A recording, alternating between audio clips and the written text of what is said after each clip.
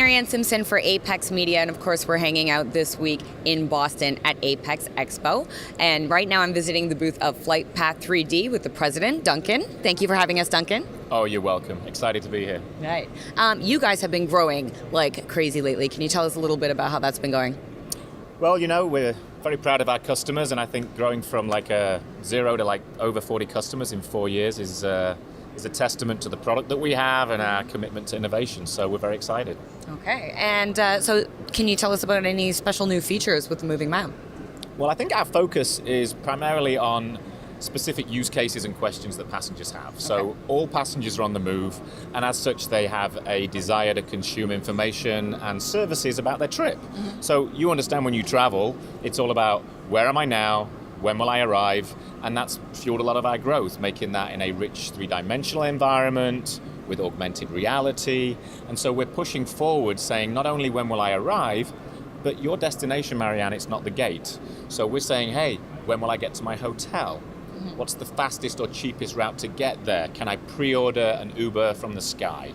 What should I do when I arrive with rich integrated content? So we've done things like source panoramic 360-degree footage of cities so you can begin to pre-experience the destination, as well as integrate services, restaurants with reviews and ratings and rankings.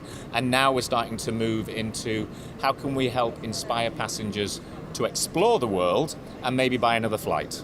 So this is going way beyond the little airplane that you see sort of moving across the map. We hope so. And if I show you a few things here, because there's no point talking a good game unless you can see it. So here you can see this is an LAX to JFK flight, but also we're allowed to daisy chain and show when we'll be arriving at Times Square. And to meet that beautiful holy grail of personalization, now I could actually show you when you'd be home. And it's a 55-minute car ride that I could adjust my walk time through the airport, so I know that maybe I'll be home just after 5 o'clock based on traffic times, as well as picking up my luggage and dealing with customs. Or as I explained before, we have beautiful augmented reality, the window seat, perhaps one of the passengers' favorites. If you walk down the aisle, you always see someone looking at the cockpit view because everybody wants to pretend to be a pilot. Yeah. And some of the most enriching, beautiful experiences we have, you can see here, this is New York City Guide.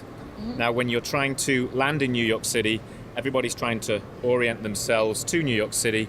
Here you can see we have a full 360-degree panoramic view of New York that you could still check out things to do and start switching and swiping through pictures, things to do. And because it's a map, we can always zoom in, see where it is in this rich three-dimensional environment. And there you can see that Central Park.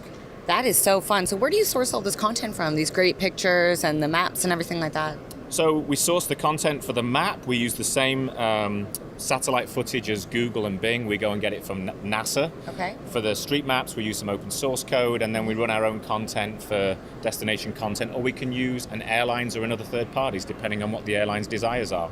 This is great, and it's going to open a lot of doors for ancillary revenue as well, right? A map is not just something for passengers to enjoy, but potentially airlines could turn it into a profit center as well. Right. So as I talked about passengers wanting to solve that problem of how quickly can I get somewhere, what should I do when I arrive, that lends itself to a lot of the spend that occurs in destination and that share of wallet for restaurants, attractions, booking an Uber ride or an airport shuttle ride, or maybe advertising your partners, hotel, rental car companies. We can put advertising and e-commerce in here. And we believe one day, when you leave this conference and go home, Maryann, when you're arriving home, you'll be saying, hey, I need some milk and eggs, so why wouldn't we put a list of grocery services that you could pre-order from Amazon Prime and have delivered 2 hours before you land? So there's a whole slew of use cases that we want to be working on. Right now, ride sharing, destination content is where we're focused. I can't even tell you how convenient that grocery function would be for me. That is very cool. Yeah. And let me show you something super fun now, which is more in the social space. Here's our Trip or Dip application. Okay. So what you've got here is the would you rather. So would you rather snorkel the Barrier Reef or take a gondola ride in Venice? So what would be your preference?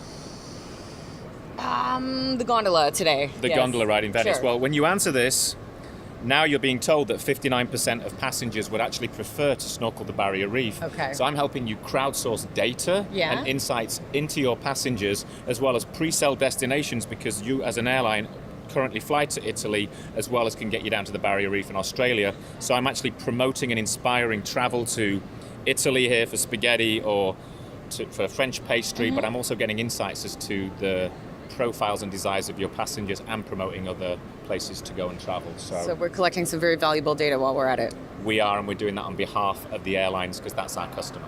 Well, that's fantastic. It's really exciting. I'm sure we've just scratched the surface here. But thank you so much for sharing this. We're glad you came over, and it's been a great show. Thank you, man. Thank you.